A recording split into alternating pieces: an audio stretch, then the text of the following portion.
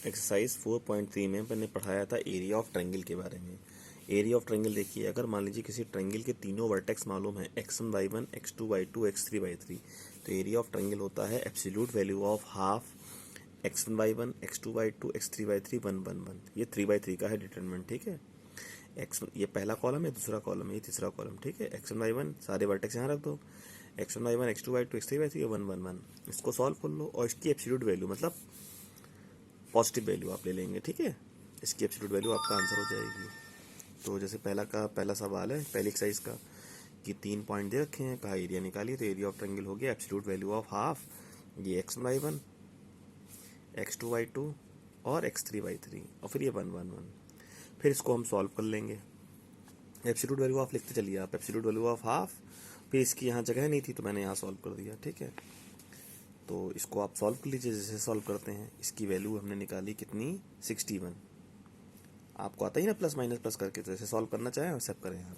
तो 61 और हाफ हो गया तो आ गया 30.5, ठीक। तो चूंकि एब्सोल्यूट वैल्यू लेनी है 30.5 की, तो कितनी होगी 30.5 ही होगी, 30.5 स्क्वायर यूनिट। एब्सोल्यूट इसलिए लिखा जाता है कि कल कोई नेगेटिव आंसर देने लगे तो आप उसकी, अब एरिया तो नेगेटिव रिप्रेजेंट करोगे नहीं, तो उसे पॉजिटिव में आप लिख देना, ठीक है। तो ये आपका आंसर हो गया। अच्छा हाँ, एक चीज़ और आपको बता दें कंडीशन ऑफ कोलिनियरिटी के बारे में। 3 पॉइंट अगर कोलिनियर है, ट्रायंगल नहीं फ्रेम हो रहा है, तो एरिया ऑफ ट्रायंगल का फॉर्मूला होता है जो बराबर 0 लिखेंगे आप। एरिया ऑफ ट्रायंगल 0 होगा भाई, एरिया ऑफ ट्रायंगल तो हाफ हट जाएगा। यानी अगर 3 पॉइंट कोलिनियर है तो क्या कंडीशन बनी, x1 y1 x2 y2 x3 y3 1 1 1 बराबर 0। ये आपका आंसर हो जाएगा, ठीक है। मतलब ये कंडीशन हो गई आपकी, तो ये कंडीशन ऑफ कोलिनियरिटी हो गया। हमारा सेकंड क्वेश्चन है कि 3 पॉइंट दिए हैं, बताना है कि भैया ये कोलिनियर है, ठीक है। कोलिनियर, तो कोलिनियर के फॉर्म ये इसी कंडीशन में रख दो, x1 y1 x2 y2 x3 y3 ये और 1 1 1। इसे सॉल्व कर लो। वैसे हालांकि प्रॉपर्टी होती है कि किसी कॉलम के सारे एलिमेंट 0 हो तो वैल्यू 0 ही निकलेगी, लेकिन प्रॉपर्टी का यूज़ करना नहीं क्योंकि 4.2 एक्सरसाइज कोर्स में है नहीं। तो आप इसको सॉल्व करेंगे तो भी आंसर 0 ही मिलेगा, 0 आ जाएगा। ये इसकी वैल्यू 0 हो गई, यानी दीज पॉइंट्स आर कोलिनियर, ठीक है। हमारा थर्ड क्वेश्चन है कि ये जो पॉइंट दिए गए हैं A B plus C, B C plus A और सी ए प्लस बी, बताना है ट्रायंगल बनाते हैं कि नहीं।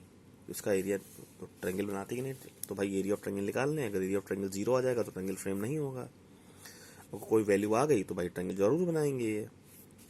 तो absolute value of half x1 y1 x2 y2 x3 y3 रख दिए 1 1 1।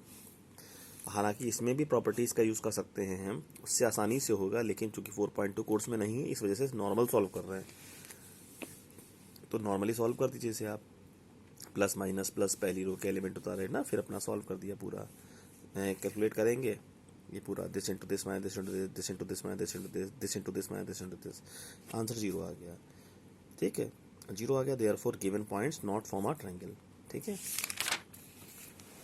अब हमारा फोर्थ क्वेश्चन है कि 3 पॉइंट दिए हैं, कहाँ है ये कोलिनियर हैं, कहाँ है ये तीनों पॉइंट कोलिनियर हैं, ठीक है। और लैम्डा की वैल्यू बताओ। तो कंडीशन ऑफ कोलिनियरिटी है ना, x1 y1 x2 y2 x3 y3 1 1 1 बराबर 0 रख दिया। सॉल्व किया इसे और बराबर 0 है, तो लैम्डा की वैल्यू आपकी -5 आ जाएगी, ठीक है। हाँ, फिफ्थ क्वेश्चन में था हमारा कि भाई 3 पॉइंट दिए हैं और नहीं 2 पॉइंट दिए गए हैं, कहा इक्वेशन ऑफ लाइन बनाओ, इक्वेशन ऑफ लाइन। तो कोई भी लाइन है तो 2 पॉइंट दिए हैं, 2 पॉइंट्स तो आ ही जाती है इक्वेशन, लेकिन हमें डिटरमिनेंट के यूज़ से बनानी है। तो डिटरमिनेंट के यूज़ से भाई, तो तीसरा पॉइंट अपने आप से आप मान लीजिए x, y लाइन पे पॉइंट ले लिए x, y। अब चूंकि एक लाइन है तो तीनों पॉइंट क्या हुए, कोलिनियर वाले फॉर्म में रख देंगे आप, x1 y1 x2 y2 x3 y3 1 1 1। Solve करेंगे तो एक इक्वेशन आ जाएगी x y की, ये आपका आंसर हो जाएगी इक्वेशन ऑफ लाइन, ठीक है। ऐसे 6 क्वेश्चन है कि भाई 3 पॉइंट्स हैं ये, कहा इनसे जो एरिया ट्रायंगल बन रहा है उसका एरिया 9 है, के की वैल्यू बताओ। तो absolute value of half x1 y1 x2 y2 x3 y3 1 1 1, solve किया और बराबर 9 लिखा क्योंकि एरिया दिया था मुझे 9, तो बराबर 9 रखेंगे। तो एब्सोल्यूट वैल्यू ऑफ सॉल्व किया, पूरा सॉल्व किया, ये 6 के आ गया तो हाफ हो गया, हाफ है ना, हाफ कर देंगे 3 के आ जाएगा, 6 के का आधा। इसे सॉल्व करेंगे तो 6 के आएगा, 6 के का आधा 3 के। अब इधर लिखा है एब्सोल्यूट वैल्यू ऑफ, तो ध्यान रखिएगा एब्सोल्यूट वैल्यू ऑफ 3 के क्या होगा, मॉड ऑफ 3 के। एब्सोल्यूट वैल्यू क्या होती है, मॉड ऑफ 3k, ठीक है। न्यूमेरिकल वैल्यू होती तो पॉजिटिव कर देते हैं, लेकिन 3k है तो मॉड ऑफ 3k बराबर 9, 9 तो दे ही रखा था, तो 3k मॉड हटेगा तो इधर प्लस माइनस आ जाएगा, तो k की वैल्यू 3 आ गई और -3 आ गई, ठीक है। फिर इसके बीच का कुछ सवाल मैंने नहीं किया, 7 8 को आप कर लीजिएगा अपने आप, आसान है। 9 क्वेश्चन है, ये 3 पॉइंट्स दिए थे, कहा था कि कोलिनियर हैं, ये प्रूफ करो, तो सिर्फ area of condition of collinearity के फॉर्म में रखा है, x1/1 x2/2 x3/3 1 1 1 सॉल्व कर दिया, अपने आप ही प्रूफ हो जाएगा, कोई दिक्कत नहीं है ऐसी, ठीक है। हाँ, फिर मैंने एक्सरसाइज 4.4 में स्टार्ट की थी, तो इसमें पढ़ाया था सिंगुलर मैट्रिक्स के बारे में। सिंगुलर मैट्रिक्स क्या होती है? ऐसी मैट्रिक्स जिसका डिटर्मिनेंट 0 हो वो सिंगुलर कहलाती है, और जिसका डिटर्मिनेंट 0 नहीं हो वो नॉन सिंगुलर कहलाती है, ठीक है। तो हर मैट्रिक्स का हम जो मैट्रिक्स होगी डिटर्मिनेंट निकालते हैं, अगर 0 आ जाएगा तो सिंगुलर, नहीं 0 नहीं आया तो नॉन सिंगुलर। फिर मैंने पढ़ाया था एडजॉइंट ऑफ मैट्रिक्स के बारे में। एडजॉइंट ऑफ अ मैट्रिक्स क्या होती है? कोई मान मैट्रिक्स है ये, इसके सारे एलिमेंट्स के कोफैक्टर निकाले, इसका कोफैक्टर, इसका कोफैक्टर, इसका कोफैक्टर, इसका कोफैक्टर, कोफैक्टर निकाले। कोफैक्टर्स की ट्रांसपोज मैट्रिक्स को एडजॉइंट कहते हैं। यही मान लीजिए 3/3 की मैट्रिक्स है ये एलिमेंट्स दिखे हैं, तो हाँ भैया सारे एलिमेंट्स के कोफैक्टर निकालना, थोड़ा लंबा होगा ये, हर एलिमेंट के कोफैक्टर निकालने पड़ेंगे, हर एलिमेंट के। फिर कोफैक्टर्स की ट्रांसपोज मैट्रिक्स को एडजॉइंट कहते हैं। तो इसमें थोड़ा सा कैलकुलेशन ज़्यादा होगी, इसमें कम होगी। कुछ एक आध एडजॉइंट की प्रॉपर्टीज़ होती हैं कि ए इंटू एडजॉइंट ए कर लो, एडजॉइंट ए बनने के बाद ए इंटू एडजॉइंट ए कराइए, या एडजॉइंट ए इंटू ए, और या ए का डिटर्मिनेंट निकाल के आई से मल्टीप्लाई कर दो, तीनों रिजल्ट सेम मिलेंगे आपको। भाई एडजॉइंट निकालने के बाद ए इंटू एडजॉइंट ए कराओ, या एडजॉइंट ए इंटू ए और डिटर्मिनेंट इंटू आई करो, तीनों रिजल्ट सेम मिलेंगे, ठीक है। और भी प्रॉपर्टीज़ होती हैं, वो मैं आज कल क्लास में बताऊँगा आपको, ठीक है। Inverse, inverse of a matrix. Inverse क्या होता है? इनवर्स के बारे में तो आप पढ़ चुके हैं 3.5 में। हाँ, इनवर्स एक ऐसी मैट्रिक्स होती है, ये ए इनवर्स है। इनवर्स एक ऐसी मैट्रिक्स होती है जैसे ए से इंटू आगे कर लो, चाहे पीछे आगे पीछे कुछ भी ऐसे भी इंटू कराओ, ए इनवर्स इंटू ए कराओ या A inverse into A, result आपको आई मिलेगा। और इनवर्स निकालने का तरीका क्या है? ए इनवर्स निकालने के लिए का फॉर्मूला होता है एडजॉइंट बनाने के बाद एडजॉइंट को डिटरमिनेंट से डिवाइड कर दो, adjoint A upon determinant A. हाँ, कंडीशन ये है कि डिटरमिनेंट 0 नहीं होना चाहिए, ध्यान रखिए, ये 0 आ जाएगा फिर कहाँ एडजस्ट ही नहीं करेगा ना फिर इनवर्स, ठीक है। तो इसकी एक आधी और प्रॉपर्टीज़ होती हैं, मैं आगे अभी बेसिक प्रॉपर्टी बताई है आपको मैंने, ठीक है, ताकि थोड़ी एक्सरसाइज के सवाल लगा लिए जाएँ।